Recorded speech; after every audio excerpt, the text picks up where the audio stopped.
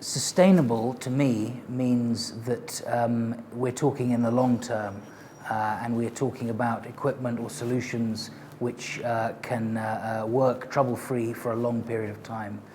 In the context of sanitation, I think we need to be looking at systems which do not require electricity to work, are self-powering, or if they do need power, that the power is from a renewable energy source, mostly solar in this case. We're talking about a lot of pressure being put on the existing sanitation infrastructure, which is the sewerage system mainly. And when you also throw in climate change to that, and by climate change I mean rising sea levels, cycle of drought and flooding, unpredictable weather patterns, it puts even more pressure on the sanitation system, which obviously can lead to failures, breakdowns, and the associated consequences. So wastewater is water that's been used, either in an industrial or a commercial or domestic, for domestic purposes. It's water that has been contaminated with something. Interestingly, about 30% of the world's water is literally flushed down the toilet. So a lot of the world's water is polluted by, contaminated by human waste.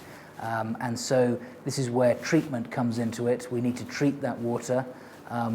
Water treatment can be done in various ways, but I think what we're looking at in terms of new technology as a company, Davies and Shirtliff, and also our affiliate company, Biolift Water Technologies, is sustainable solutions which do not require power.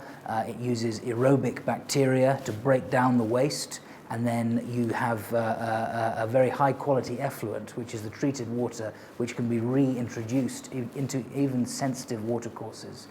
So that water is then safe to be used again, and it can boost agriculture, it can even reduce carbon emissions, and essentially you're reusing, you're recycling your water, so that you don't need so much water. You reduce your requirement on the resource.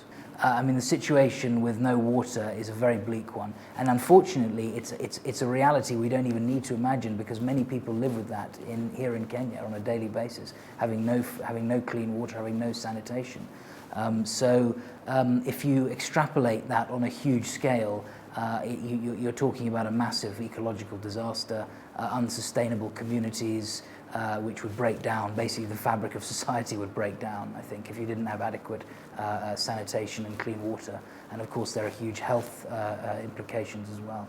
So the engagement with it needs to be, as I say, very widespread. We need to learn about it first. We need to engage with each other, and then we can decide on actions which we can take to mitigate the problems of the breakdown in the sanitation systems. Currently, around half of the world's population does not have access to reasonable sanitation. So the problem is very, very substantial.